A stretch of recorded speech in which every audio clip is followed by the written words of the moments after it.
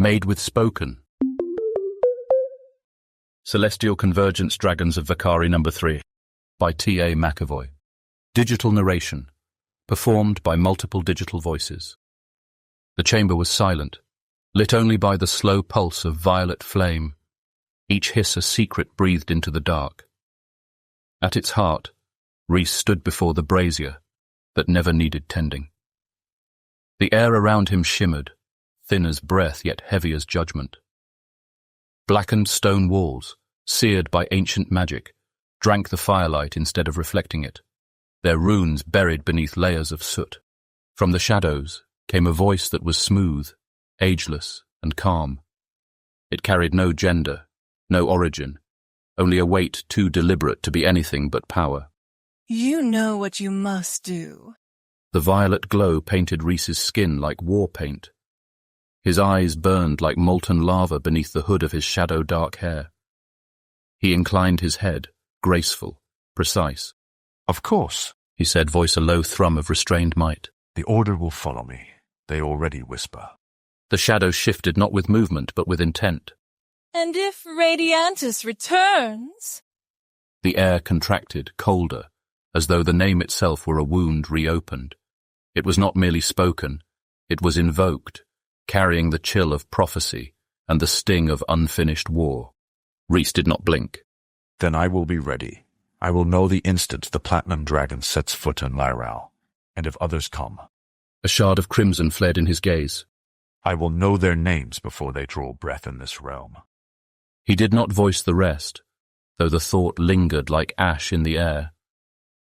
If she came, the one whose light had fractured the abyss and shattered Varus's final gambit, he would be ready for her as well. Her survival had cost them both Varus and Phoenix everything.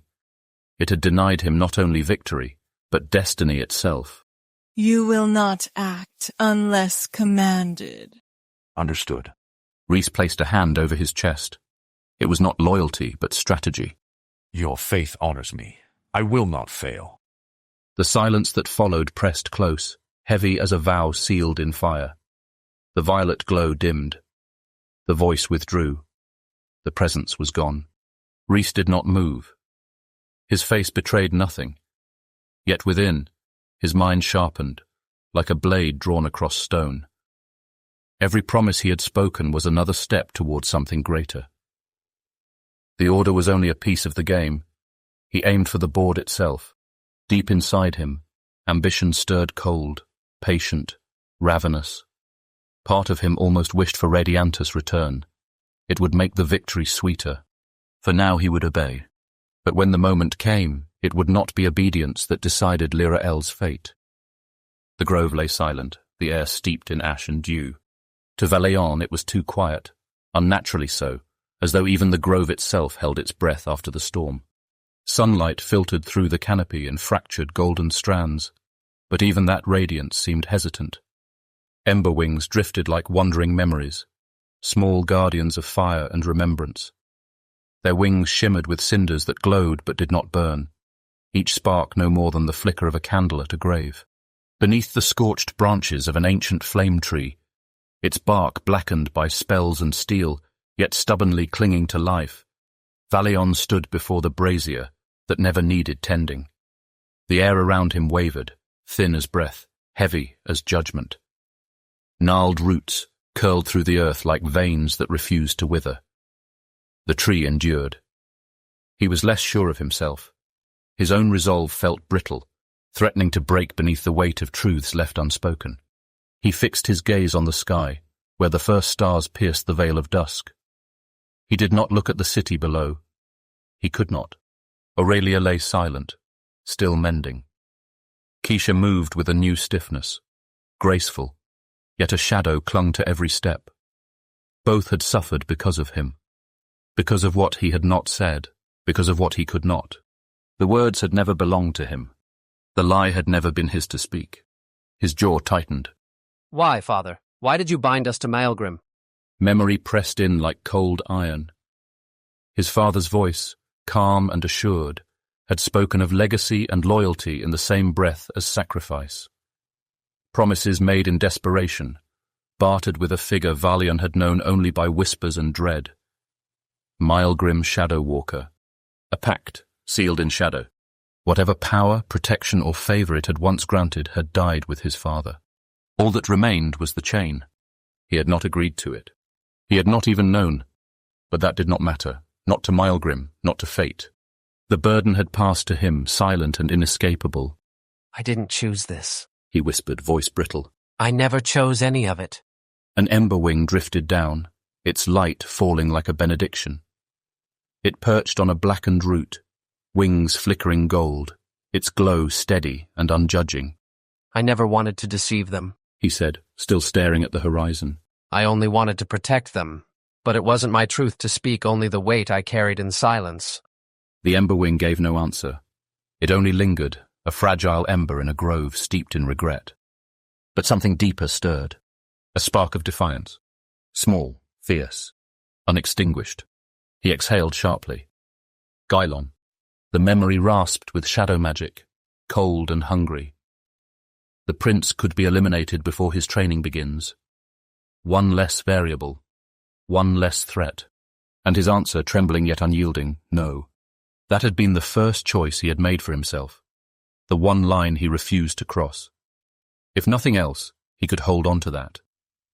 Had he faltered, Gylon might never have lived to ride a dragon, never discovered who he truly was, never stood as a beacon of hope for a realm on the edge of ruin. Valion closed his eyes. I saved him. And yet, was it enough? The question coiled in his chest, corrosive, unresolved. Would it have been better to confess then, before the bloodshed, before the revelations, before bonds were tested and broken?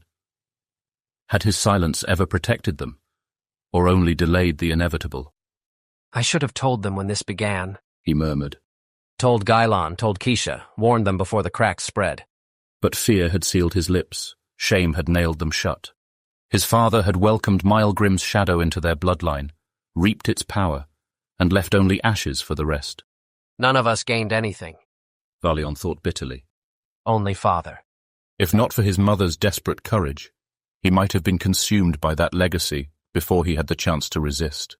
He remembered her trembling hands pressing a flame-carved pendant into his palm. So, you remember your fire, she had whispered. even if the world tries to bury it.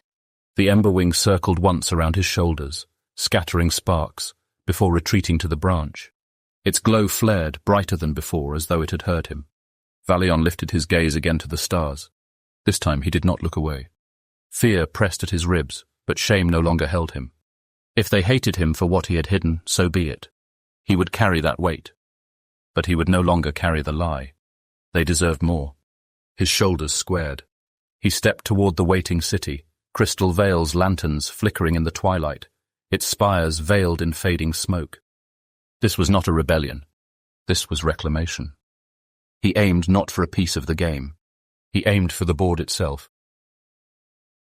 The palace doors opened with a soft creak, golden light spilling across the polished floor like a path waiting to be followed. Yet the air beyond felt heavier than it should, as though the stone itself braced for what was coming. Valion paused at the threshold. His heart beat too quickly, too loudly. Guards dipped their heads. Servants bowed in passing. Their greetings blurred into a dull hum, drowned beneath the weight of the request he was about to make, and the consequences it might unleash. At the antechamber to the throne hall, a scribe looked up from a scroll, eyes widening faintly. "I would like to see King Menard," Valion said, his voice measured, almost quiet. The scribe gave a crisp nod and slipped into the adjoining room. Moments later, the door opened, and King Menard emerged, his robes trailing like morning mist. The king's watchful gaze warmed at the sight of his visitor. "Valion," he greeted, smiling. "you need not stand on ceremony. You are always welcome here." Valion bowed his head, though the gesture felt weighted, reluctant. "Thank you, Your Majesty." His gaze lifted, faltered, then fell once more. "I would ask something further of you." Menard stepped closer, his smile softening into concern. "Of course." Valion drew in a steadying breath. Beneath his words, tension coiled tight. Memory intruded, his mother's hurried whispers, her hands pressing him towards safety, away from promises he had never made. His father's shadowed legacy pressed hard against his chest, but he forced the words free. Could you gather a few people for me? Prince Gaelon, Thalorian, Kaelorn, Keisha, and Ong. He hesitated. And I would ask you to be there as well, in one of the private chambers, if possible. His voice dropped lower. There is something I must tell you all. The king's brows lifted, but he did not question. His gaze sharpened instead, reading the tautness in Valion's shoulders, the flicker of doubt in his eyes, the fingers clenched against the stone. Of course, Manard said softly. He gestured to a steward who bowed and vanished without a word. Valion inclined his head again, the knot in his chest drawing tighter as he turned away. He followed the passage toward the conference rooms, reserved for strategy and secrets. Tapestries lined the walls, councils of kings and dragons woven in threads of fire-lit gold, their ancient colours glowing in the hush of enchanted lanterns. When he entered, the chamber was dim and still. A long table stretched the length of the room, flanked by high-backed chairs of dark wood. A wide window looked out upon the horizon, where twilight had deepened into full night. He did not sit. Instead, he braced both hands on the stone sill, gazing down at Crystal Vale shimmering in the starlight. Will they ask me to leave? The thought cut deep. Or worse. His reflection stared back from the glass, haunted, uncertain, heavy with truths left unspoken. Footsteps echoed down the corridor. Valion knew their rhythm steady, certain. King Manard entered first, with Gaelon at his side. There you are, Gaelon said, grinning. Stare out a window long enough, and you'll start to look like some brooding noble from a tragic play. Don't tell me sulking has become a hobby. Valion offered a faint smile, but no words. The grin slipped from Gaelon's face. He studied his friend more closely, the rigid set of shoulders, the restless hand, the unease buried behind his silence. You all right? He asked. Before Valion could answer, Manard placed a steadying hand on his son's shoulder and guided him farther inside. let's wait until the others arrive. They moved toward the polished table beneath the lantern glow. The air itself seemed to hold its breath, weighted and expectant. Even the flames in their sconces bent low, as though wary of the tension that clung to Valion. The door creaked again. Thalorian entered, his stride measured, eyes narrowing as they flicked from Gaelon to Valion. His jaw tightened. Did I interrupt something? Not yet, Gaelon said with a shrug.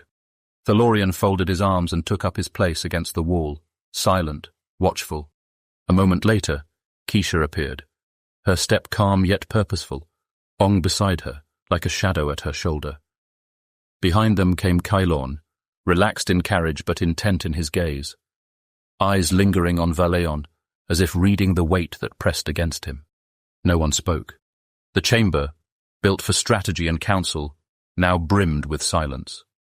Tension thickened like winter mist, curling in every corner.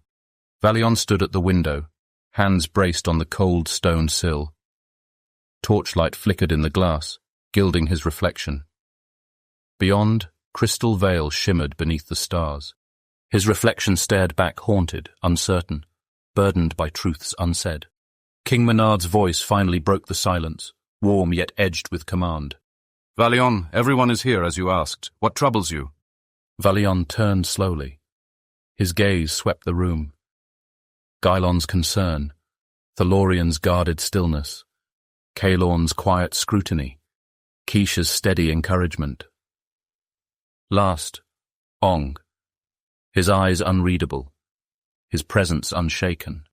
Valion's throat tightened, words threatened, then died. He closed his eyes. You can no longer run from this. When he lifted his head again, his expression had changed. Still uncertain, yet no longer wavering. I do not know where to begin, He said, his voice rough. but there is something I must tell you, all of you, and I do not know how you will take it. His gaze flicked to King Manard. But I cannot keep it to myself any longer.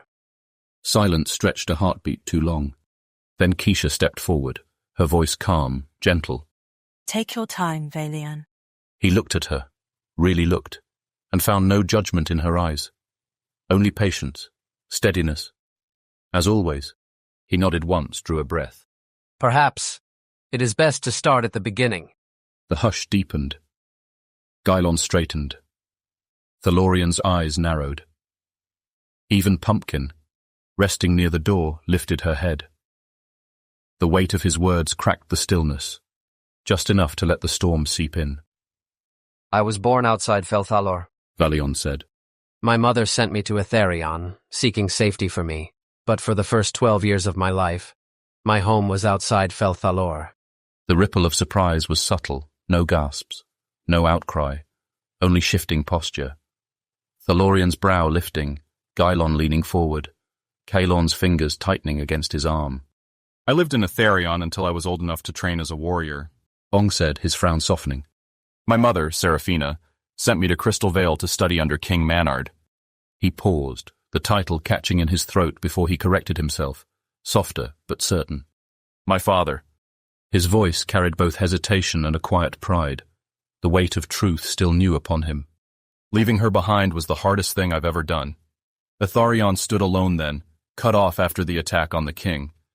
For a time, we had to make do without aid from the rest of Vacari. Still, it always felt apart. Thalorian's gaze cut toward him, precise and cold.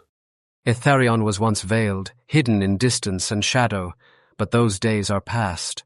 Trade now flows with Vacari's cities, and Etherion stands openly among them once more. Valion lowered his gaze, fixing it on the far wall as if the memory had carved itself into the stone. My mother. She knew something was wrong. She never spoke it, but she knew what my father had done, what he had promised. What kind of legacy did he leave us? His hands flexed against the sill. She had little, barely enough to live, but she scraped together what she could and paid someone to smuggle me out. She said it was for my safety, that if I stayed, I'd be dragged into something I could never escape. His voice dropped, weighted with memory. She was not wrong. The lanterns crackled faintly. Outside, the wind pressed against the windows, reminding him that the world still turned while his truth unraveled here. She gave me her last coin, he whispered. Sent me to Etherion. I knew no one. I barely understood their tongue at first. A faint smile tugged at his lips. But I survived, odd jobs mostly, though I had a knack for mixing drinks, so I worked the cantinas. He glanced at Gylon, touched with wistful humor.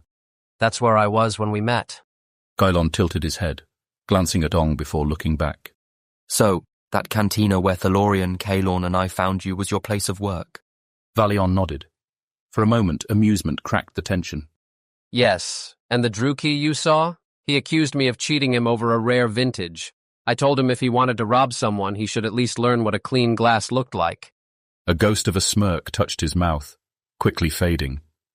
A ripple of chuckles stirred the chamber, even coaxing a brief, sharp exhale from Thalorian that might have been a laugh. But the mirth died as swiftly as it had come. Shadows reclaimed Valion's face as he turned back toward the window. That is not what I came to tell you. His voice was low now, steady, heavy. You need to know. My father served Maelgrim Shadowwalker. The room shifted. No one spoke. Yet the silence roared louder than any cry of shock. Valion kept his gaze on the night beyond the window. He was given power enough to sway courts, to bend men and lords to his will, but it was not free. In return, he pledged our family, not just himself, all of us, blood and name. His hand curled against the stone sill, its chill biting into his palm. My mother and I gained nothing from that bargain. No protection, no honor, only scorn, whispers, trouble. He stopped. Keisha's gaze flicked toward Ong, who met it with narrowed eyes and a tense brow, but said nothing. Kalon stood with his arms crossed, his face unreadable in the lantern light. Thalorian straightened, his watchfulness sharpening into something more complex. And Gylon? Gylon looked at Valion as though he were hearing a story, only to realize, too late, that he had been written into its final page. At last, Valion turned from the window. His eyes passed over each of them until they came to rest on Ong. His voice was quieter now, no longer brittle, no longer trembling, only honest. I vowed never to return home. The words lingered in the air like smoke. But then I heard whispers that a warrior had risen fierce, unstoppable, one who struck down Maelgrim's son. He let the name hang there. Ong Swifthammer. His gaze locked on Ong's. There was no challenge in his eyes, no plea, only truth. So, when Gaelon spoke of returning to Crystal Vale, I thought, perhaps it was safe. Perhaps the shadow on my family had finally lifted. He shook his head slowly. I was wrong. Again, silence fell. The lanterns hissed in their sconces. Outside, the wind whispered against the glass. Caelorn broke the stillness, his voice low, cautious. How were you wrong, Valion? What happened? Valion nodded once. A few weeks after we reached Crystal Vale, I was summoned. The word seemed to darken the chamber. I did not wish to go. I fought it, but some power greater than my own will dragged me under. His hand lifted, faltered, then dropped heavily to his side. I remember no path, only that I stood within Fel Thalor. The name rippled through the room. Even Thalorian's expression shifted, his eyes sharpening like a blade unsheathed. I stood before a presence immense, ancient, cold, familiar, yet veiled. I never saw their face. They never stepped into the light, but their power. He shook his head. It was stronger than anything I have ever felt. His voice caught. Ong stirred, but Keisha's hand came to rest on his shoulder, not to restrain, but to steady. Her gaze urged patience. Ong nodded once, jaw tight, eyes fixed on Valion. The moment hung, charged like the hush before a storm. Valion looked at Ong, the warrior, who had unknowingly given him hope, then at Gaelon, then at King Manard. This may be the end of everything, but they deserve the truth. The figure told me I was still bound by obligation, he said, voice low but unwavering. Even though the Shadow Walkers are gone, the pact holds. He did not look away. I argued. I told them I had never sworn it, that I had never received their gift, but... His eyes closed briefly. Their power was too great. It crushed the air around me, burned through my mind. A breath, sharp and trembling. And at last, reluctantly, I yielded. The room shifted again, still silent, yet no longer still. Valion opened his eyes and fixed them on Gaelon. The first command they gave me was to kill you. The words dragged from his throat like stone tearing across flesh. He braced against the window, jaw set, gaze falling before he forced it upward again. Meeting his friend's eyes cost him more than he cared to admit. Silence snapped into place, taut and cutting. They wanted me to stop you from bonding with Aurelia, to end your training. They spoke of the Crystal Dragon's legacy of the Crystal Bow. They knew things, ancient things, but I did not care. He shook his head, slow and deliberate. I refused. His voice steadied, no longer trembling, no longer hiding. They said if I disobeyed, they would kill me, and I told them... He drew in a breath, eyes flicking between Gaelon and Manard. I told them to go ahead. Silence. And they did not, he whispered. They let me live. Instead, they changed the order. They commanded me to describe Gaelon. Enough for them to send an obsidian dragon to strike at him in the first battle. He faltered, voice sinking into the hush. That was all. He stood unmoving, breath shallow, awaiting judgment, fury, banishment, perhaps worse. Gaelon's stare held steady, unreadable. But it was King Manard whose face shifted most. The warmth had gone from his eyes, replaced by something colder, heavier. His silence weighed more than condemnation. Valion's shoulders drew taut. He lifted one hand slightly, his voice hoarse. Please, let me finish before you speak, before you cast judgment, or worse. Neither moved. The silence stretched, drawn tight as a bowstring. I was summoned again, he said, forcing the words out. Not just once, several times. He glanced at Keisha, then at Ong, before letting his gaze pass over the others. I tried to twist their commands, to give them shadows instead of truths, but... His voice broke to a rasp. I failed. I revealed things I should never have spoken. Shame clung to him like frost. And the last time... His breath caught. It was after you, Gaelon, asked me to tend the wounded. His eyes lifted to his friend's raw, unguarded. I was summoned again. They told me an attack was coming. The silence deepened, heavy as the air before a storm. I did not warn you. The final word tore from him. If I had, Aurelia would never have been wounded. He turned then slowly to Keisha. You would never have been wounded. His voice cracked. He bowed his head, shoulders collapsing under the weight of it. Not dramatized. Not a plea. Only the raw confession of a man who had hidden too long, now waiting for judgment to fall. The lanterns flickered overhead. The chamber held its breath. Valion did not lift his head. He waited. The silence was shattered. You what? Ong's voice cracked through the chamber like a warhammer against stone. The lanterns flared, casting shadows that slashed across the walls. Caelorn winced at the force. Thalorian's head snapped toward him. Keisha flinched. Gylon stepped back, eyes wide. Ong surged forward, fists clenched, fury rolling from him in waves. You knew they were going to attack and said nothing? He roared. Keisha nearly died. She could barely stand in you. His voice broke, ragged with rage. You let it happen?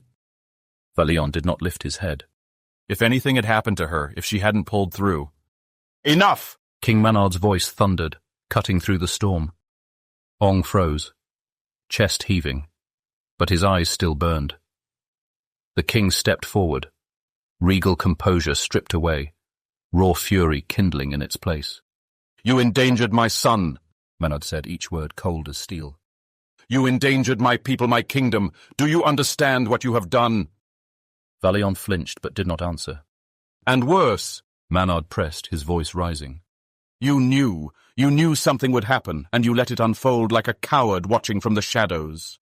You lied to me. Gylon's voice cracked like a whip, his fists clenched white. Valion finally lifted his head, and Gylon's face, raw with betrayal, nearly undid him. You stood beside me, fought with me, ate with me, laughed with me. Gylon's voice trembled. And all the while, you gave them enough to strike? Aurelia was wounded because of you. The air itself seemed to pulse with their anger. Then Keisha stepped forward, her voice calm yet edged like tempered steel. If you three are finished shouting, may I ask something? The silence that followed was different. This one listened. All eyes turned to her. Ong still seething, Gylon taut with betrayal, Manard cold with fury. No one spoke. They yielded the space to her. Keisha faced Valion, her expression composed, unreadable. While they are right to be angry, She said steadily. I have 2 questions. Valion met her gaze, uncertain. First, why now? Why tell us this at all? He hesitated, then let the words fall, stripped of pretense. Because I could not live with the lie any longer, not after everything, not after all of you. His gaze swept the room. I knew you cared, and that made it worse. Every day I kept silent, it coiled tighter. I could not carry it any more. Keisha inclined her head, her face shadowed with pain. Not forgiveness reckoning. Memory flickered in her eyes. Dragonfires burn. The helplessness she had sworn never to feel again. Her voice cut cleanly through the stillness. Second, how did this figure claim any right over you? Because from what I know, what my people have safeguarded, not even Melgrim, not even Phoenix, could bind blood and legacy beyond death. She folded her arms, gaze unwavering. I will confirm with my father, but that pact should have died with yours. Valion's brow furrowed. He stepped from the window, careful, deliberate. I do not know. They said the binding remained, that it lived in me, as if it were carved into my blood. His eyes searched hers. What did you mean that not even the Shadow Walkers could enforce it? Keisha's gaze deepened. Her silence weighted with knowledge not yet spoken. That, she said, is what I intend to discover. Caelorn exhaled, the sound quiet but heavy. He glanced around the chamber. Gylon's fists still clenched white, Ong's fury simmering, Manard's doubt flickering sharp across his face. Then he looked back at Valion. I do not approve of what you did. Caelorn said evenly. You should have told us sooner. Valion's shoulders tightened. He did not argue. But, Caelorn said at last, I have seen how power twists, how fear cages. I understand why you did not come to us when it began. That does not make it right. He gave a faint shrug. It only makes you human, or whatever lofty word you choose while brooding into your books. A fragile attempt at levity, but it eased the weight, if only slightly. Thalorian's voice followed, cooler, yet not unkind. Valion is no warrior, we all know it. He was not raised for battle, nor trained to withstand the kind of pressure he describes. His gaze flicked to Gylon, then to Manard. That does not absolve him, but perhaps it means we do not hang him yet. Valion bowed his head lower, every word cut and yet, in its way, comforted. Keisha straightened. This was more than betrayal. It was legacy oaths, bloodlines, and protections older than any crown. An ancient weight lent steel to her bearing. She turned to King Manard, her tone calm but firm. Allow me to summon my father, Lord Caranin, and ask him to bring Lysander, god of the sea, and Cadona, goddess of light, defender of the Eladrin. The chamber stilled. If this binding is what I believe it to be, She continued. the gods will bring it before the council, and the shadow will lose its hold on Valion. Her gaze softened as it met his. After that, we will decide how to proceed. Manard gave a slow nod. Do what you must. I trust your judgment. Valion lifted his head enough to meet her eyes. Thank you. He whispered. Not relief, only the raw weight of a kindness he had not expected. Keisha's smile was faint, but knowing. She turned to Gailon and Ong. I think you two need a walk. Valion blinked, her words falling like a gentle note after thunder. His chest rose in a slow, uneven breath. The knot behind his ribs loosened not absolution, but recognition. Mercy had come before judgment was finished. He watched her with something close to awe, or perhaps fear that he did not deserve it. Ong's fists were still clenched, his jaw grinding like steel on stone, but he did not argue. Gailon looked as though he might protest, yet Keisha's lifted brow silenced him. The silence between them stretched taut, betrayal straining against restraint. Go, She said, walk off the fire. then softer. Come, kin. From the hallway, the sleek black panther padded forward, emerald eyes gleaming. She brushed against Ong's leg before circling to Keisha. Valion watched her with quiet recognition. He had met her before, but now her presence felt different, as though she, too, had judged, and chosen not to turn away. Keisha bent low, resting her brow to Pumpkin's. Keep them out of trouble. She whispered. Pumpkin gave a low chuff, then padded after Gailon and Ong, her tail flicking once like punctuation. As the door closed, Kalon exhaled and gestured to the table. Well, we may as well sit. No sense in pacing until the gods arrive. Thalorian inclined his head and lowered himself into a chair. Keisha followed after a moment's pause. Valion lingered, uncertain. At last he drew out a chair and sank into it, his fingers brushing the worn armrest. For a breath, he let himself feel the weight of the gesture being allowed to sit among them again. Disbelief flickered through him, and with it a quiet, aching hope he had not dared in years.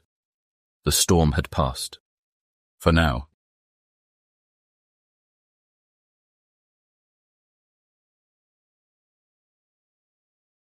Professional audiobooks in a click. Spoken.